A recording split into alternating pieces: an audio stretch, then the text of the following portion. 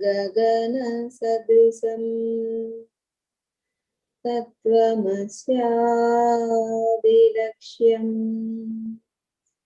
ఏకం నిత్యం విమలమచలం సర్వధీ సాక్షిభూతం భావాతీతం త్రిగుణరహితం సద్గురుం తం నమామి. నమో బ్రహ్మాదిభ్యో బ్రహ్మ విద్యా సాంప్రదాయకర్తృభ్యో వంశ ఋషిభ్యో మహాభ్యో నమో గురుభ్యః సర్వోపప్లవరహిత ప్రజ్ఞానఘన ప్రత్యగర్ధో బ్రహ్మైవాహమస్మి. అహం పదార్థరహితః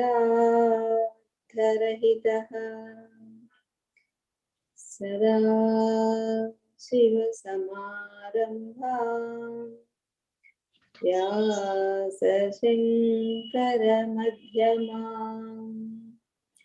అస్మదాచార్యపర్యంతాం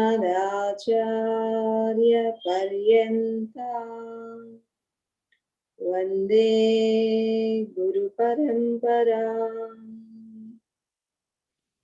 ఓం సహనావతు సహనౌ భునక్తు సహ వీర్యం కరవావహై తేజస్వినావధీతమస్తు మా విద్విషావహై.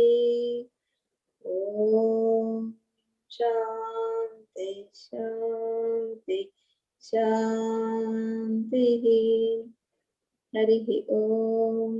శ్రీ గురుభ్యో నమః. హరి ఓం. నారాయణ. హరి ఓం స్వామి. హరి ఓం అమ్మ చదవండి.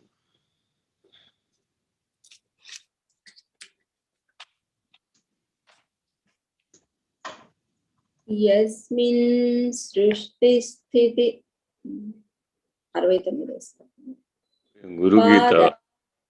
గురుగీత 69. జ్యోతి గారు అందుబాటులో లేరు వేళ. సరే చదువు. పాదాబ్జే సర్వ సంసార దావకాలానలం స్వకే బ్రహ్మరంధ్రే స్థితాం భోజ మధ్యస్థం చంద్రమండలం.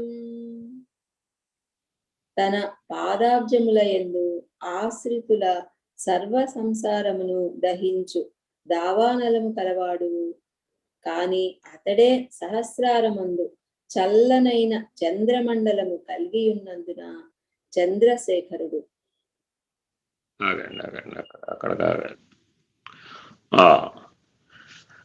ఇప్పుడు గురుస్వరూపాన్ని మనకి తెలియచెప్తున్నారు. సాధారణంగా మనం గురువుని ఆశ్రయించినప్పుడు గురువు గారికి నమస్కారం చేయడం సంప్రదాయం. శరణాగతులవ్వడం ధర్మం. శరణాగత అనేది ఈ ఉపదేశంలో సూటిగా వివరించే ప్రయత్నం చేస్తున్నారు. ఇది చరణాగతి కాదు నాయన, ఇది శరణాగతి అని సూటిగా చెప్తున్నాడు.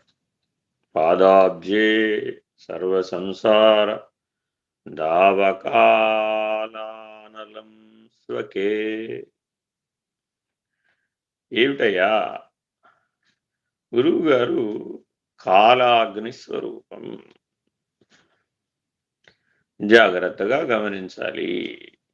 అంటే గురువుని అనేక స్థితులలో మనం దర్శించవచ్చు. అగ్నికి 5 విధాలైనటువంటి స్వరూపాలు ఉన్నాయి. పంచాగ్ని స్వరూపం అంటారు దాన్ని. అందులో పంచభూతాలలో ఉన్నటువంటి అగ్నిస్వరూపం ఒకటి. రెండవది ప్రతి జీవి యొక్క గర్భంలో వైశ్వానరాగ్ని ఉంటుంది. అది రెండవ రూపం. మూడవ రూపం సూర్యస్థానం నుంచి ప్రకాశ రూపంలో మనకు అందుతూ ఉంటుంది. అది మూడవ రూపం. నాలుగవది 9 గ్రహాలతో కూడినటువంటి బ్రహ్మాండం ఏదైతే ఉందో ఆ బ్రహ్మాండం మొత్తాన్ని చిదగ్ని స్వరూపంగా దహించి వేస్తూ ఉంటుంది. అది 4వ రూపం. అనంత విశ్వము కూడా కాలమనే అగ్నిస్వరూపంలో దగ్ధమైపోతూ ఉంటుంది. అది కాలాగ్నిస్వరూపం. ఇక శరీర విసర్జనం తరువాత ఈ శరీరాన్ని చితికి ఆహుతి చేస్తారు. కూడా ఒక భౌతికమైన అగ్ని. అలాగే హోమాన్ని ప్రారంభించేటప్పుడు లేదా యజ్ఞాన్ని ప్రారంభించేటప్పుడు రావి జువి సమిధలతో అరణి మధిస్తారు. అది కర్రలలో దాగి ఉన్నటువంటి నిప్పు. ఉరిపిడి వలన ఆ నిప్పు బయటకు వస్తుంది. కాష్టమందున్న అగ్ని అంటారు దాన్ని. సరేనయ్యా, ఒక వ్యక్తి యొక్క పార్థివ దేహాన్ని చితిపైన దహనం చేస్తున్నారు. చూసిన వాళ్ళు 4 ఉన్నారు. ఆ 4కి 4 అభిప్రాయాలు కలిగినాయి. ఏమిటి? మనమందరం కాశీ మణికర్ణికా ఘాట్కు వెళ్ళాం. వెళ్ళినప్పుడు అక్కడ ఏకకాలంలో 2 పనులు జరుగుతూ వచ్చినాయి. అభిజిత్ లగ్నంలో అక్కడ మణికర్ణికా ఘాట్లో 24 గంటలు శవదహనం జరుగుతూ ఉంటుంది. మహాశ్మశానం, మోక్షవాటిక. మరొక పక్క శివార్చన జరుగుతూ ఉంటుంది. ఇవ్వండి, ఈ ప్రపంచంలో ఎక్కడైనా ఒక పక్క శివదహనం, ఒక పక్క శివార్చన ఏకకాలంలో జరిగే అవకాశం ఉన్నటువంటి స్థలం ఒక్క మహా మోక్షపట్టణమైనటువంటి కాశీ యందు మాత్రమే. ఒక పక్కన స్నాన సంధ్యలు జరుగుతూ ఉంటాయి, ఒక పక్కన ఆరాధనలు ఉపాసనలు జరుగుతూ ఉంటాయి, ఒక పక్క శవదహనం జరిగిపోతుంది. ఈ సందర్భాన్ని ప్రతి ఒక్కరూ తమ జీవితంలో ఒకసారైనా ఏకకాలంలో ఈ రెండింటిని చూడాలి. చూస్తే కనువిప్పు కలుగుతుందట. ఏమిటా కనువిప్పు? ఆ చూసిన వాళ్ళు 4 ఉంటారు కదా. ఆ 4లో ఒకడేమో తమ సంబంధీకుడు వెళ్ళిపోయాడు, శరీరం వదిలాడు, మరణించాడు అని దుఃఖభాజనుడవుతున్నాడు. ఆ దుఃఖం కూడా, ఆ తాపం కూడా అగ్ని యొక్క ప్రభావమే. అతన్ని దుఃఖ రూపంలో దహించి వేస్తూ. మరొకడున్నాడు, ఏముందండి, ఆ శరీరంలో ప్రాణం లేదు, ఆ ప్రాణం ఉన్నంత కాలం ఆ ప్రాణాగ్ని రూపంలో శరీరాన్ని దహించింది. ఇప్పుడు ఆ ప్రాణం అగ్నిస్వరూపంగా పంచభూతాలలో కలిసిపోయింది. కాబట్టి ఏ కాష్టంలో ఉన్నటువంటి అగ్నిస్వరూపం ఉందో ఇదం కాష్టం, ఇదం కాష్టం. ఈ ప్రాణం లేనటువంటి శరీరానికి కూడా పేరు కాష్టమని. ఈ కట్టెను పట్టుకెళ్ళి ఆ కట్టెలో వేసి ఆ కట్టెలలోనే ఉన్న నిప్పుతో ఈ కట్టెను కూడా పూర్ణంగా దహించి వేశారట. కాబట్టి ఎవరెవరిని దహింపజేశారయ్యా? కట్టెల్ని దహింపజేసినాయి అన్నట్టు. ఇది రెండవ దృష్టి. రెండో వాడికి ఇలా కలిగింది. మూడో వాడు వాడు బ్రతికున్నప్పుడు వాడు ఆకలో ఆకలో ఆకలో ఆకలో అటు జీవించాడండి జీవితకాలం. ఆ వైశ్వానరాగ్ని వాడిని దహిస్తూనే ఉంది. నిరంతరాయంగా దహించబడే దేహాన్ని ధరించినటువంటి వాడు ఆ వైశ్వానరాగ్ని యొక్క ప్రభావం దేహమంతా వ్యాపించగానే ఆ దేహం పడిపోయింది. ఇప్పుడు కొత్తగా దహించబడేది ఉంది. వాడు జననం నుంచి మరణం దాకా దహించబడుతూనే ఉన్నాడు. తల్లి గర్భంలో కూడా ఆ దేహాన్ని పొందడానికి దహించబడుతూనే పొందాడు. కాబట్టి జీవిత సత్యం ఏమిటంటే దహించబడమే సత్యం. ఇప్పుడు కొత్తగా నేనేమీ దహనం చేయలేదు అన్నాడు మూడోవాడు. నాలుగోవాడు ఏమన్నాడంటే ఇదంతా భ్రాంతి. వాడోడు పుట్టాడని కొంతకాలం జీవించాడని ఆ శరీరంలో ఉన్నాడని ఏవో పనులు చేశాడని పునః ఆ శరీరాన్ని వదిలేడని మరల ఇంకో శరీరాన్ని కావాలన్నాడని పునః పొందేడని బంధం ఉందని బాధ్యత ఉందని బాధలున్నాయని అనుకోవడం అంతా భ్రాంతిరా. అసలు ఉన్నది ప్రకాశం, అసలు ఉన్నది చిదగ్ని. ఆ చిదగ్ని సూర్యప్రకాశం, బ్రహ్మాండమంతా వ్యాపించిన ప్రకాశం. ఆ ప్రకాశంలో ఈ వైశ్వానరాగ్ని ఎంత, ఈ కట్టెలో ఉన్నటువంటి అగ్ని ఎంత, అసలు దీనికి ఏమైనా విలువ ఉనికి వ్యవహారం ఏమైనా ఉన్నాయా? బ్రహ్మాండమంతా వ్యాపించినటువంటి చిదగ్ని స్వరూపంలో నా కట్టె కూడా ఒకటండి అన్నట్టు, నేను వేసిన సమిధ కూడా ఒకటండి అన్నట్టు. ఈ సత్యం తెలుసుకోవడానికి అందరినీ హోమం చేయమంటారు, యజ్ఞాలు చేయమంటారు. ఎవరై బాబు, ఈ ప్రపంచం అంతా కూడా నేను సైతం ప్రపంచాగ్నికి సమిధనొక్కటి ఆహుతిచ్చాను అని ఒక కవిత్వం రాశారు ఒక ఆయన. అది వింటే నాకు మొదటిసారి పెద్ద భ్రాంతి కదా ఇది. ఎందుకని?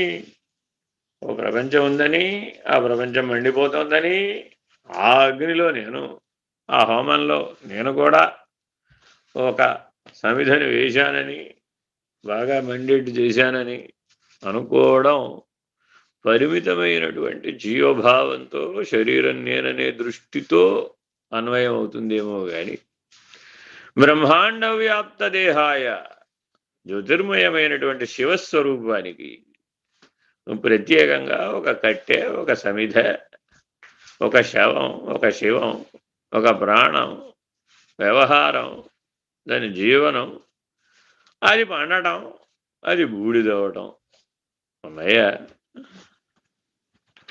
భ్రాంతి కదా, తత్కాలవత్ కదా, క్షణభంగురం కదా. ఈ మొత్తం స్టోరీ అంతా ఒక క్షణంలో అయిపోయిందట ఈశ్వరుడి దగ్గర. ఒకడెవడో పుట్టాడు, వాడెవడో 80,000 సంవత్సరాలు జీవించాడు, ఏదో చేశాడు, ఏదో అయ్యాడు, ముల్లోకాలు జయించాడు, నవగ్రహాలని స్వాధీనం పరుచుకున్నాడు అన్న రావణాసురుడు అల్పాయుష్కుడు అన్నాడు పరమాత్మ. మరి 80,000 సంవత్సరాలు షట్శాస్త్ర కోవిదుడు, చతుర్వేద పారంగతుడు, త్రిలోకాధిపత్యం పొందినవాడు, పంచభూతాలను స్వాధీనం చేసుకున్నవాడు, అష్టసిద్ధులు కలిగినవాడు, ముహూర్త కాలంలో, బ్రహ్మ ముహూర్త కాలంలో భూమండలానికి ప్రదక్షిణ చేసి వచ్చినవాడు, సహస్ర లింగార్చన ప్రతినిత్యం చేసినటువంటి వాడు, ఎన్నో విశేషణాలున్నాయి, 10 అయినా చెప్పచ్చు. మరి అంతటి రావణాసురుడు అల్పాయుష్కుడు, వాడి గురించి నేను తెలుసుకునేది ఏమిటన్నాడు బ్రహ్మం. మరి మానవుడు తన గురించి, తాను చేసిన పనుల గురించి, తన జీవితం గురించి, తానేదో పొందినటువంటి వాటి గురించి, తాను అనుభవించినటువంటి వాటి గురించి విశేషంగా చెప్పుకునేటంత ఏమిటుందయ్యా? శ్రీకృష్ణ పరమాత్మ తన అవతార కాలంలో ఎప్పుడు కూడా అవతారాలు యుగ సంధిలో వస్తాయి. అంటే ఆ యుగాంతంలో అవతారం వచ్చి ధర్మాన్ని పునరుద్ధరించి పునః విరమిస్తూ ఉంటుంది. ఇది కాలంలో జరిగేటటువంటి పని. కారణం ఆ అవతార పురుషుడు గురుస్వరూపం. బోధించడానికే వస్తాడు, మేలుకొలపడానికే వస్తాడు, నీ స్వరూప జ్ఞానాన్ని నీకు అందించడానికే వస్తాడు. కానీ ఆ అవతార పురుషుణ్ణి గురువుగా చూసేటటువంటి వాళ్ళు అరుదుగా ఉంటారు. అలా గురువుగా చూసి అనుసరించినటువంటి వాళ్ళు గురువు గారి పాదాల మీద దృష్టి నిలిపారట. బలి చక్రవర్తికి విరాట్ రూపం ధరించి ముల్లోకాలను ఆక్రమించినటువంటి వామనావతారం మహావిష్ణు దర్శనం కలిగింది. మరి అలాంటి దర్శనం కలిగినప్పుడు వారు ఏమడిగారు? నాయన, నువ్వు 3 అడుగులు దానం ఇస్తానన్నావు, మరి 3వ అడుగు ఎక్కడ పెట్టాలి నేను ఇప్పుడు? 1 అడుగుతో సువర్లోకం స్వర్గం పోయింది, 1 అడుగుతో అధోలోకాలు పోయినాయి, భూలోకం అంతా పోయింది. మరి ఇంకో అడుగు ఎక్కడ పెట్టమంటావు? స్వామి, నా శిరస్సుపై ఉంచండి స్వామి, ఇంకా వేరే అవకాశం లేదన్నాడు. అంటే అర్థం ఏమిటి? ఇప్పుడు ఈ ఉపదేశం తెలిసిన వాడు బలిచక్రవర్తి గురుగీతలో ఉన్నటువంటి ఈ ఉపదేశాన్ని తెలుసుకున్నాడు. గురుపాద కమలములందు అన్నింటినీ దగ్ధం చేసేటటువంటి కాలాగ్ని స్వరూపం ఉంటుంది. అందుకని దేవాలయానికి వెళ్ళినప్పుడు శిరసు వంచి షఠగోపం, గోప్యముగానున్న షఠమును పోగొట్టుకోవడానికి షఠగోపంతో ఆ దానితో షటారి అంటారు కొన్ని చోట్ల, ఆ విష్ణు పాదములు ఉన్నటువంటి ఆ షఠగోపాన్ ద్వారా నీకు ఆశీర్వచనం చేస్తారు. అది నీ బ్రహ్మరంధ్ర స్థానం మీద నీ సహస్రారం పైన ఉంచి ఆశీర్వచనం చేస్తారు. ఎవరో అట్లా జాగ్రత్తగా ఆలోచిస్తే ఎవరైతే గురుపాదాలను, ఎవరైతే మహావిష్ణువు యొక్క పాదాలను, ఎవరైతే సదాశివుని యొక్క పాదాలను సహస్రారంలో ధారణ చేశారో వాళ్లకు కాలాగ్ని లభిస్తుంది. అటువంటి కాలాగ్ని యొక్క దావానలంలో అనంత విశ్వం భస్మీపూతమవుతుంది, భస్మీపటలం అవుతుంది.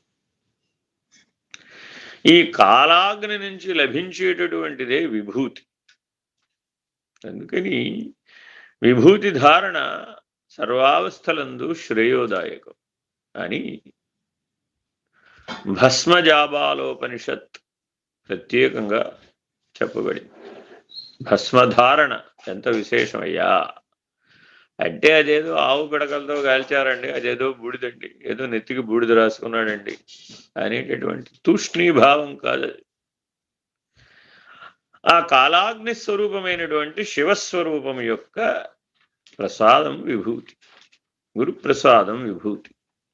కానీ ఏ సద్గురు దర్శనానికైనా మీరు వెళితే త్రివిధ దీక్షలను, త్రివిధ ప్రసాదాలను గురువు అనుగ్రహిస్తాడు. అందులో ఒక ప్రసాదం విభూతి. ఏమిటయ్యా ఈ విభూతి అంటే, నీ యొక్క కర్మానుసారం జరిగేటటువంటి జీవితాన్ని జ్ఞానానుసారం, ఆత్మానుసారంగా మార్చేస్తాడు. శరీరానుసారం జరిగేటటువంటి జీవితాన్ని ఈశ్వరీయమైనటువంటి జీవితంగా, భవ్యమైనటువంటి జీవితాన్ని దివ్యమైనటువంటి జీవితంగా మార్చేస్తాడు. కానీ సాధారణంగా లలాట లిఖితారేఖ అని అంటూ ఉంటాం, సూచన అన్నమాట. అంతేగాని బ్రహ్మగారికి వేరే పని పాట లేదా? ప్రతివాడిని కూర్చోబెట్టి పుస్తకము పెన్ను పెట్టుకుని వాడి నుదుటి మీద ఎడాబెడా రాసేస్తూ ఉంటాడా అని కాదు అక్కడ అర్థం. సంజ్ఞారూపకమైనటువంటి బోధన. నీ మనోబుద్ధులలో జరిగేటటువంటి ప్రతి కదలిక ఈశ్వరుడు గమనిస్తున్నాడు నీ హృదయంలో ఉండి. ఈ ప్రకృతి నిన్ను గమనిస్తూ ఉంది. చైతన్య మహాసాగరంలో వాటి యొక్క ముద్రలు పడతాయి. ఆ ముద్రలే పునః నీకు కర్మానుభవాన్ని వివృతి చెంది విత్తనాలు మొలకలైనట్లు, మొలకలు మొక్కలైనట్లు, మొక్కల వృక్షాలైనట్లు, వృక్షాలు భరించి పునః అనుభవాన్ని ఇచ్చినట్లు జీవుని యొక్క ప్రయాణం సాగుతూ ఉంటుంది. జన్మ జన్మాంతరేషు దేహదేహాంతరేషు 84 లక్షల జీవరాశులలో ఏ దేహాన్నైనా పొందే అవకాశం ఉంది జీవుడికి తన ఇచ్ఛానుసారం. అటువంటి స్వ ఇచ్ఛ సమర్థత కలిగిన వాడు జీవుడు. నాకు అసంతృప్తి, ఆ అసంతృప్తిని పోగొట్టుకోవడానికి తగిన ఉపాధిని నేను ప్రకృతిలో పొందవచ్చు. ఈ జన్మలో ఈ ఉపాధి ఎందుకు లభించింది, గత జన్మలలో ఈ అనుభవం రాలేదని, ఈ పరిణామం పూర్తవలేదని, ఈ సత్యం తెలియబడలేదని అసంతృప్తిగా ఉండడం చేత ఆ అసంతృప్తిని పోగొట్టుకోవడం కోసమని ఇటువంటి ఉపాధిని, ఈ పరిణామాన్ని ఆశించి అపేక్షించి ఇటువంటి దేహంలోకి వచ్చి ఈ దేహాన్ని పనిముట్టుగా వాహనంగా చేసుకుని జీవనాన్ని జీవించి సరి అయినటువంటి గురువుని అన్వేషించి పరమాత్మ యొక్క దర్శనాన్ని పొందాలనే కాంక్షతో మానవ జీవితం సాగుతుంది.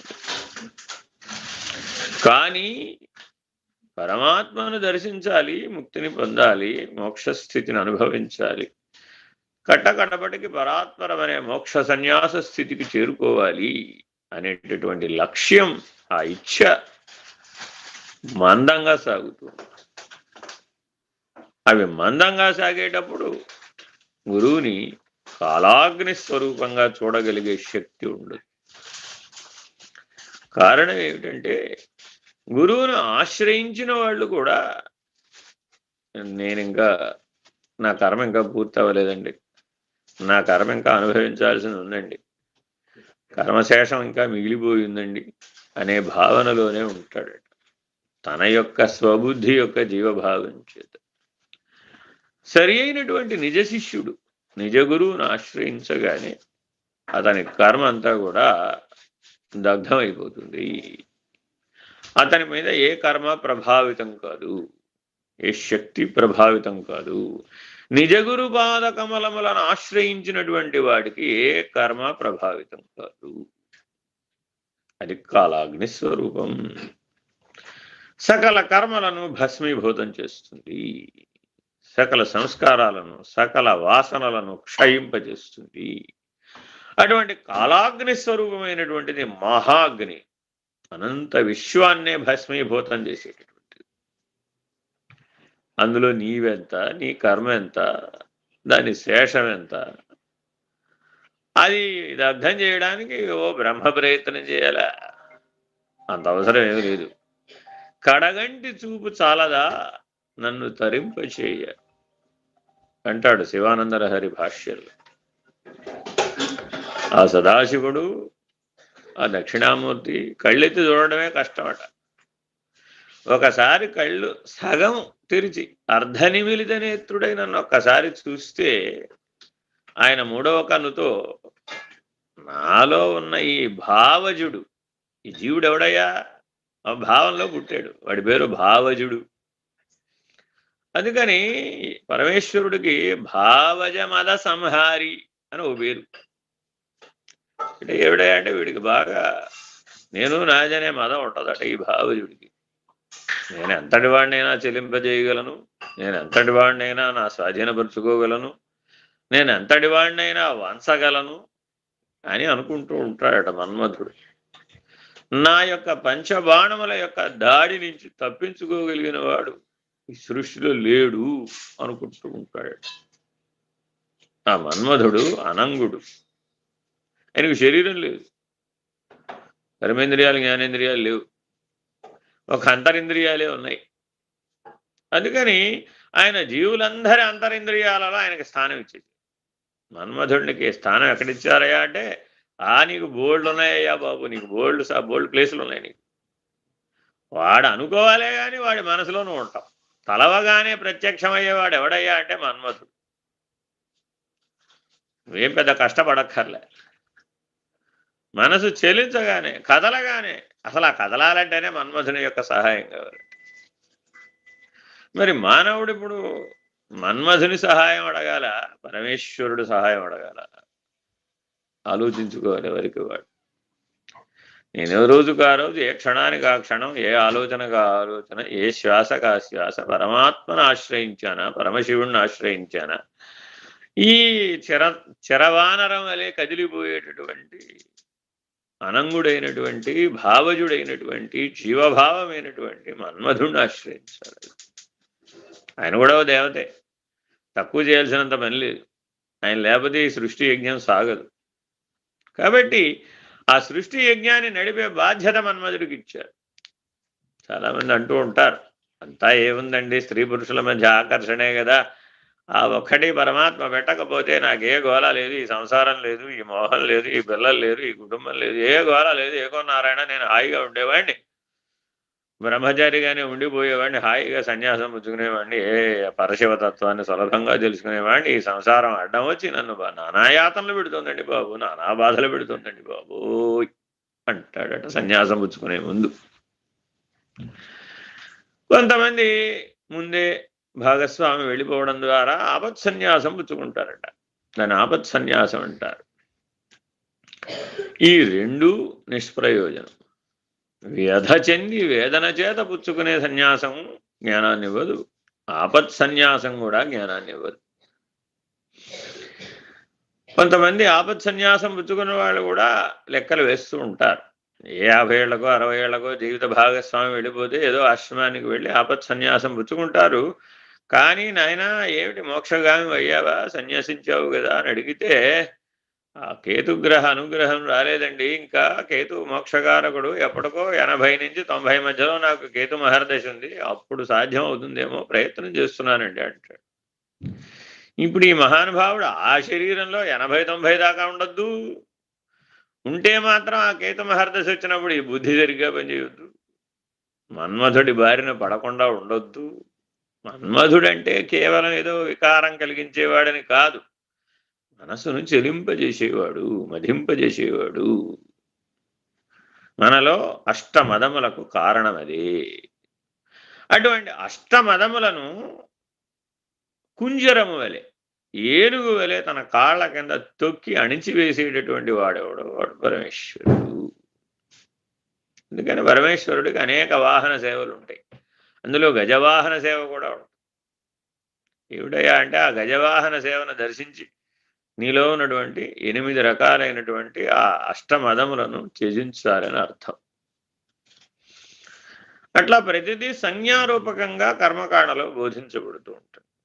కాబట్టి గురువు అనేటటువంటి హవిర్భాగం యజ్ఞంలో ఒక సమిధగా తనను తాను సమర్పించుకునేవాడెవడో వాడే శిష్యుడు. వాడప్పటిక సమిధగా ఉండడు, పూర్ణంగా ఆహుతైపోతాడు, విభూతిగా మారిపోతాడు. అద్వైత సిద్ధాంతంలో ఏమండి ప్రపంచం ఉందా లేదా అని అడిగామనుకోండి, బ్రహ్మమే సత్యం అంటాం. అదేమిటయ్యా, మా గురువుగారు సత్యమేనా కాదా? ఇప్పుడు మీ గురువుగారు ఉన్నారా లేదా? ఉన్నారు. ఉంటే బ్రహ్మం. ఉన్నదంతా బ్రహ్మమేనయ్యా బాబు. నువ్వు గురువుగా భావించినా బ్రహ్మమే, శిష్యుడిగా భావించినా బ్రహ్మమే. నీ భావాన్ని బట్టి బ్రహ్మమేమీ మారదు, ఉన్నది బ్రహ్మం. ఏమంటే ప్రపంచం ఉందా లేదా? బ్రహ్మంగా ఉంది. ఏమండి నేను ఉన్నానా లేదా? బ్రహ్మంగా ఉన్నాం. ఏమండి మీరున్నారా లేదా? మేము బ్రహ్మంగా ఉన్నాం. కాబట్టి ఉండుట అనేది బ్రహ్మం, దానికి వ్యవహారం లేదు, ఉన్నది బ్రహ్మము.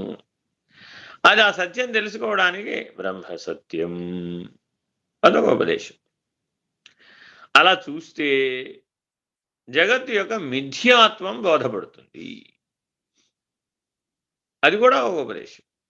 జగత్తు యొక్క మిథ్యాత్వం బోధపడాలి అంటే ఉన్నది బ్రహ్మం అనేటటువంటి దృష్టితోనే చూడాలి అని చెప్తుంది ఆ ఉపదేశం. అంతేగాని అదేదో వాద వివాదాలకు దారితీసి దాన్ని చింకిచాడంత చేస్తే ప్రయోజనం లేదు. ద్వైత బుద్ధితో ఎంతగా దాన్ని తర్కించినా 1000 సార్లు పరిశీలించిన, వాద ప్రతివాదాలు చేసిన, సిద్ధాంత రాద్ధాంతాల జోలికి పోయినా అది ఎప్పటికీ అనుభూతం కాదు. కాబట్టి జాగ్రత్తగా మనం అందుకోవలసినటువంటి నిర్ణయం ఎటువంటిదయ్యా అంటే, గురువు అనేటటువంటి కాలాగ్ని స్వరూపంలో శిష్యుడు సర్వస్వ శరణాగతి చెంది తనను తాను పోగొట్టుకోవాలి, కైంకర్యం చేయాలి. ఆహాన్ని మిగుల్చుకోరాదు, మమత్వాన్ని మిగుల్చుకోరాదు, దివ్యాహాన్ని కూడా పోగొట్టుకోవాలి. అలా ఎవరైతే దివ్యాహాన్ని పోగొట్టుకున్నారో వాళ్ళకి గురువు మరోలాగా కనబడతాడట. ఇదే ఉపదేశంలో 2వ వాక్యంలో ఉంది. ఆయన చంద్రశేఖరుడుగా కనబడతాడు. అంటే బ్రహ్మరంధ్ర స్థానంలో పూర్ణ కళలతో వెలిగేటటువంటి పూర్ణ చంద్రస్థానం అని ఒకటి ఉంటుంది. అష్టదళ పద్మం అని అక్కడ ఒక స్థానం ఉంటుంది. ఆ అష్టదళ పద్మం మధ్యలో కర్ణికా మధ్యం ఉంటుంది. ఆ కర్ణికా మధ్యంలో సూక్ష్మమైన రంధ్రం ఉంది. ఆ సూక్ష్మమైన రంధ్రంలో పరమాత్మ ఉన్నాడు. ఆయన పరశివం. అది పూర్ణ చంద్రకళలతో భాసిస్తూ ఉంటుంది. అదేమిటండి, శివుడి నెత్తి మీద ఎప్పుడు మాకు సగం చంద్రుడే కనపడతాడు, మీరు పూర్ణచంద్రుడు అంటారు ఏమిటి? అమ్మవారి నెత్తి మీద ఒక సగం చంద్రుడు, అయ్యవారి నెత్తి మీద ఒక సగం చంద్రుడు. మరి ఇప్పుడు అమ్మవారు అయ్యవారిలో భాగం కదా? భాగమేగా. మరి ఇప్పుడు పూర్ణచంద్రుడా అర్ధచంద్రుడా? వాళ్ళిద్దరూ వేరు వేరంటే సగం చంద్రుడు కనపడ్డాడు. వాళ్ళిద్దరూ ఒకే పరతత్వం అనేటటువంటి జ్ఞానానుభవం కలిగినప్పుడు, బ్రహ్మనిష్ట కలిగినప్పుడు, దృష్టి బ్రహ్మరంధ్ర మధ్యస్థానంలో నిలకడ చెందినప్పుడు, సహజ నిర్వికల్ప సమాధినిష్ట కలిగినప్పుడు ఆ అమృత కళాస్వరూపమైనటువంటి పూర్ణచంద్రానుభవం, పూర్ణచంద్ర దర్శనం కలుగుతుంది. అప్పుడు గురుస్వరూపం పూర్ణచంద్రుడు. అందుకని సనాతన ధర్మం పౌర్ణమి వ్రతం అనే ఒక దీక్షనిచ్చింది. సాధారణంగా అందరూ చేయరు, చేస్తే మంచిది. అందుకని అన్ని ఆశ్రమాలలో కూడా పౌర్ణమి నాడు తప్పక ఉపాసనలు చేస్తారు. గురువు ఉపాసన చేయాలి అంటే ఉత్తమమైనటువంటి తిథులు పౌర్ణమి, అమావాస్య. పూర్ణ కళను తెలియజెప్పాలి, చంద్రశేఖరుణ్ణి గుర్తింపజేయాలి అనుకున్నప్పుడు పౌర్ణమి నాడు ఆరాధన చేస్తారు. పౌర్ణమి చంద్రుని మధ్యలో గురువు గారిని దర్శిస్తారు, పరశివాన్ని దర్శిస్తారు. అలా దర్శించమని భగవాన్ సత్యసాయిబాబా వారు కూడా, నేను నీ రాబోయే పౌర్ణమిని చంద్ర మధ్యంలో కనబడతాను చూడండి అన్నారు. ప్రజలందరూ ఏం చేశారంటే పరుగు పరుగున పరుగు పరుగున భగవాన్ సత్యసాయిబాబా వారిని అనుసరించేవారంతా ఆ పౌర్ణమి నాడు రాత్రంతా బయటే ఉన్నారు. ఎలా కనబడతాడో చూడాలి, ఎలా కనబడతాడో చూడాలి, ఎలా కనబడతాడో చూడాలి. ప్రశాంతి నిలయంలో అయితే ఎయిర్పోర్ట్ నిండా మనుషులే. ఏమిటంటే అంటే బాబా గారు చంద్రుడిలో కనబడుతున్నాడండి, ఫోటో తీద్దామని వచ్చాం. ఎక్కడో చంద్రుడిలో బాబా గారు కనబడతారని చెబితే అర్థం ఉందేమైనా? సద్గురుమూర్తి చెప్పిన దాన్ని ఏ దృష్టితో అర్థం చేసుకోవాలనే కనీస పరిజ్ఞానం లేనటువంటి మహాభక్తులు. మరి ఇప్పుడు దాని మీద విమర్శలు, ప్రతి విమర్శలు. బాబా గారు అందరినీ మోసం చేశారు. రాత్రి చంద్రుడిలో కనబడతా అన్నాడు, ఎక్కడా కనబడలేదు. నేను కెమెరా పట్టుకుని చూస్తూనే ఉన్నాను, టెలిస్కోప్ కూడా పెట్టుకుని చూశాను, చంద్రుడు ఒక్కడే కనపడాడు కానీ బాబా గారు కనపడలేదు. అయ్యయ్యో, సంకుచితమైన బుద్ధి, భౌతికమైన దృష్టి, మాంసమైన నేత్రాలతో ఎలా తెలుస్తుంది? చర్మచక్షువులతో ఎలా తెలుస్తుంది? తెలియదే. కొంతమందికి సూచన చేశారు ఆ విషయం. ఎవరైతే బ్రహ్మనిష్ఠులు ఉన్నారో వాళ్ళకి పరబ్రహ్మమనే నిర్ణయం పూర్ణ కళ. ఆ పూర్ణచంద్రుడి వరే ఆ పరబ్రహ్మం నిర్ణయం అవుతుంది. బ్రహ్మరంధ్ర మధ్యస్థానంలో, అష్టదళ పద్మ మధ్యస్థానంలో, కర్ణికా మధ్యస్థానంలో ఆ అమృత నాదము, అమృత కళ, అమృత బిందువు యొక్క సమాహారంగా, నాద బిందు కళల యొక్క సమాహారంగా పూర్ణచంద్రుడు పూర్ణ కళతో నిర్ణయం అవుతుంది. ఈ నిర్ణయం అయినటువంటి వాడికి మాత్రమే పరబ్రహ్మము అనే నిర్ణయం తెలుస్తుంది. కాబట్టి కర్మకాండలో కూడా చంద్రశేఖరుడైనటువంటి ఈశ్వరుణ్ణి ఆరాధించడం ఉత్తమం అని చెప్తూ ఉంటాం. అందుకే ఈశ్వర ప్రతిమలు సాకారంగా పెడితే తప్పక పైన చంద్రుణ్ణి పెడతారు. ఆ పెట్టేది అర్ధచంద్రుణ్ణి పెడతారు. అంటే మిగిలిన అర్ధభాగం అమ్మవారని అర్థం. అమ్మవారు ఆ అయ్యవారిలో కలిసే ఉంటుంది. శివా శివశక్త్యైక రూపిణి, భేదం లేదు. దీర్ఘం పెడితే అమ్మవారు, దీర్ఘం తీసేస్తే అయ్యవారు, అంతే. రమ అమ్మవారు, రామ అయ్యవారు, శివ అయ్యవారు, శివా అమ్మవారు, అంతే. హంస, అందులో హం పరమాత్మ, సకారం అమ్మవారు, మధ్యలో అనుసంధానం బిందువు. అందుకని హంస మంత్రోపదేశం కలిగినటువంటి వాళ్ళకి ఏం చెప్తామయ్యా సూచన అంటే, నాయనా హకార సకారములను విడిచి బిందు మధ్యలో దృష్టి పెట్టవయ్యా అంట. ఈ సూచన అర్థం కావాలి అంటే ఆ సాధన చేసిన వాడే ఉండాలి, ఆ అంతర్ముఖ పరిజ్ఞానం ఉన్నవాడే ఉండాలి, ఆ దృష్టి ఉన్నవాడు ఉండాలి, హంసతత్వం సుబోధకంగా తెలిసిన వాడే ఉండాలి. వాడికి చేతవుతుంది బిందు మధ్యంలో దృష్టి నిలపడం. మిగిలిన వాళ్ళు ఎగసాస దిగసాస పడుతూ ఉంటాడు. సోహం సోహం సోహం హంస సోహం హంస సోహం హంస అని తిప్పలు పడుతూ ఉంటాడు. భౌతికంగా స్థూలంగా ఎంత తిప్పలు పడ్డా అది భౌతికంగా తేలే అంశం కాదు. మహాకారణ స్థితిలో నిర్ణయం అయ్యేటటువంటి బిందుస్థాన నిర్ణయాన్ని భౌతికంగా ఎక్కడో బొడ్డు పెట్టుకునే ప్లేస్లో పొందాలి, లేకపోతే హృదయ మధ్యంలో అనాహత చక్ర మధ్యంలో పొందాలి, లేకపోతే ఏవేవో రకరకాల సిద్ధాంతాలు పద్ధతులు పెట్టుకుని ఏదో తిప్పలు పడుతూ ఉంటాడు.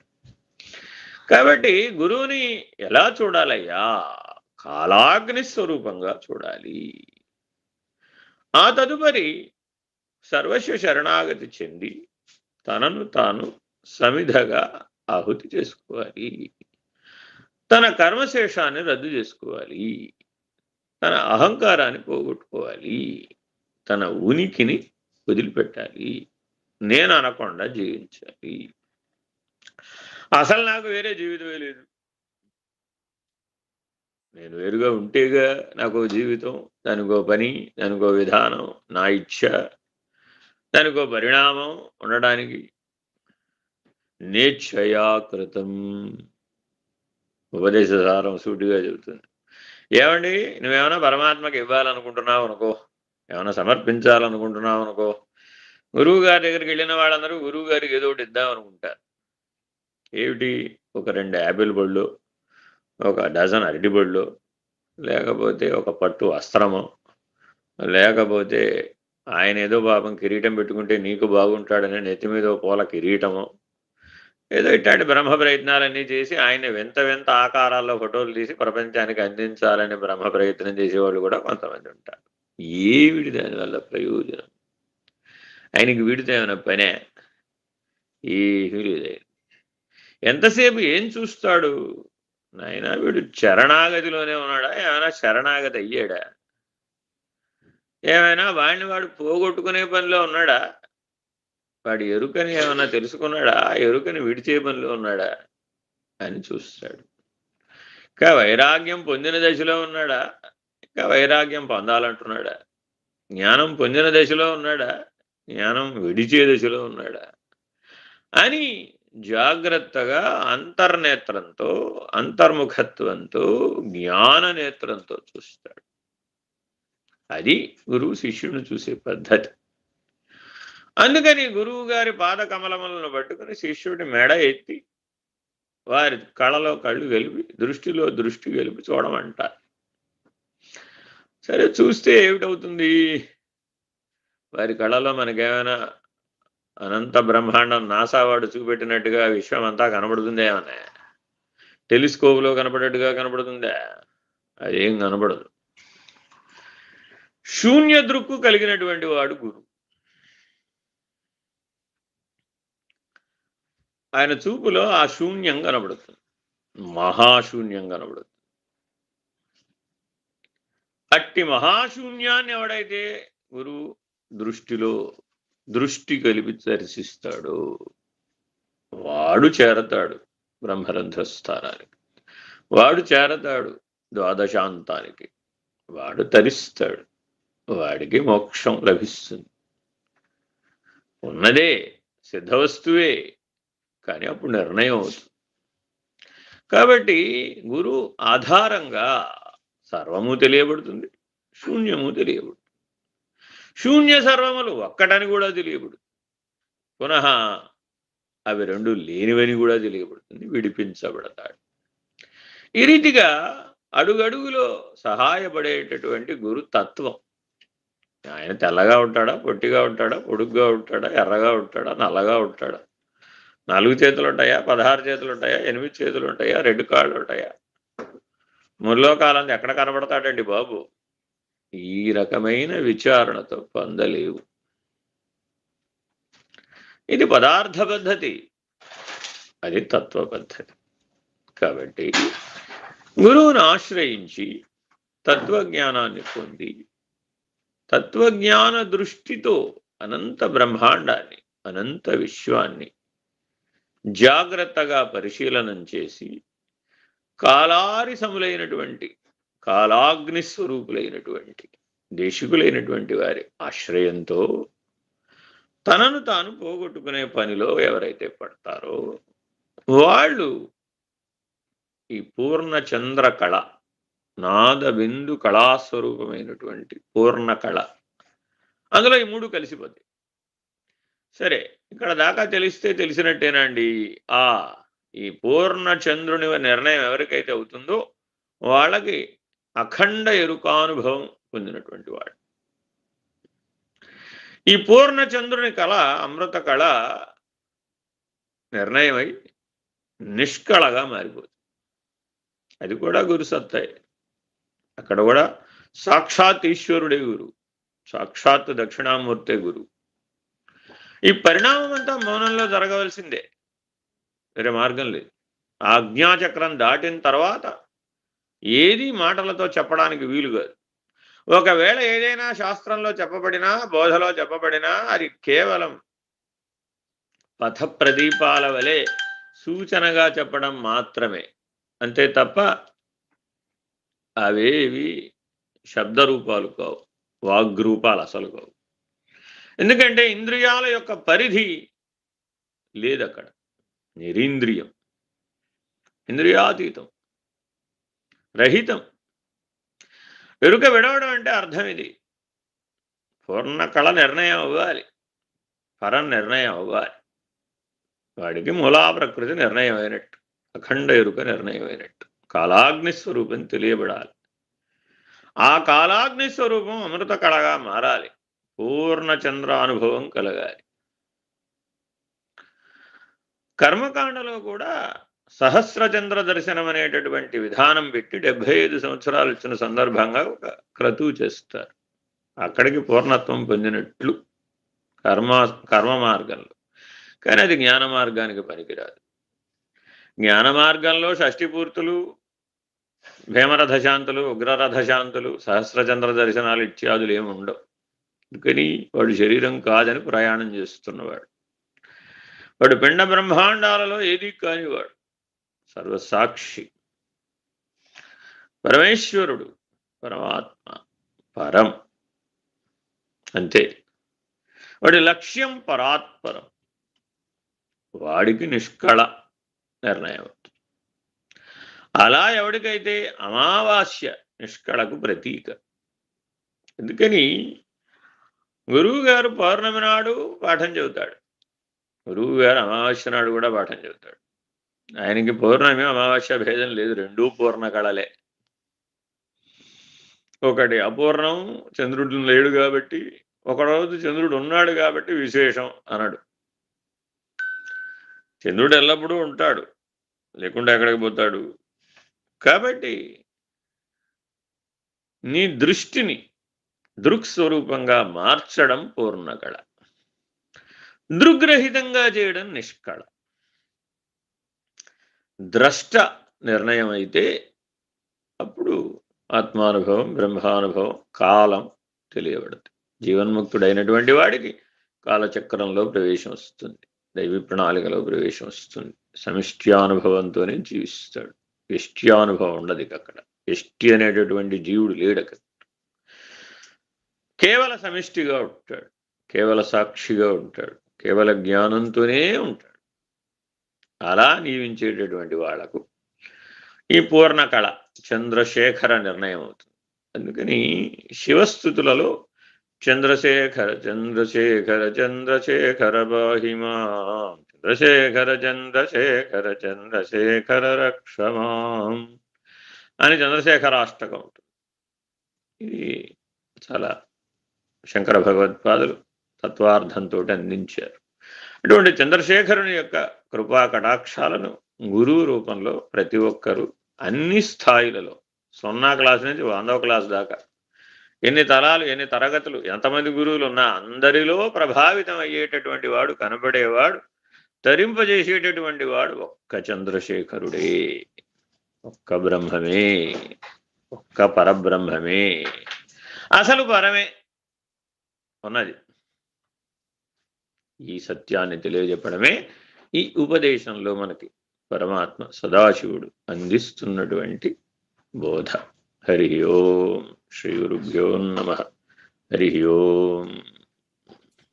హరి ఓం. దేశికేంద్రాయ నమః.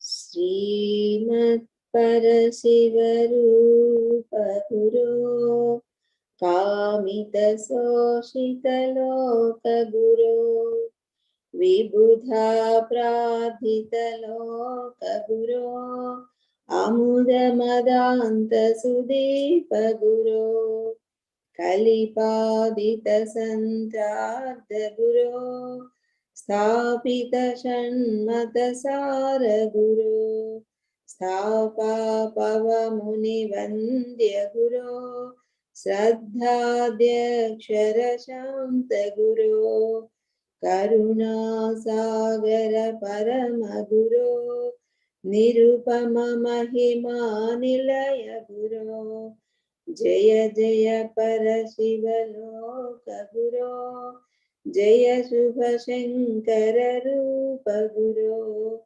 భవహర పర శివ భువన గురో జయ శుభ మంగళ జగద్గురో జయ జయ జయ జయ గురు ప్రసాద గురో జయ శుభ మంగళ లోక గురో జయ జయ జయ జయ నిర్భయానంద గురో జయ శుభ మంగళ జగద్గురో జయ శుభ మంగళ జగద్గురో. ఓం పూర్ణమద పూర్ణమిదం పూర్ణాత్ పూర్ణముదచ్యతే పూర్ణస్య పూర్ణమాదాయ పూర్ణమేవావశిష్యతే. ఓం తత్సత్.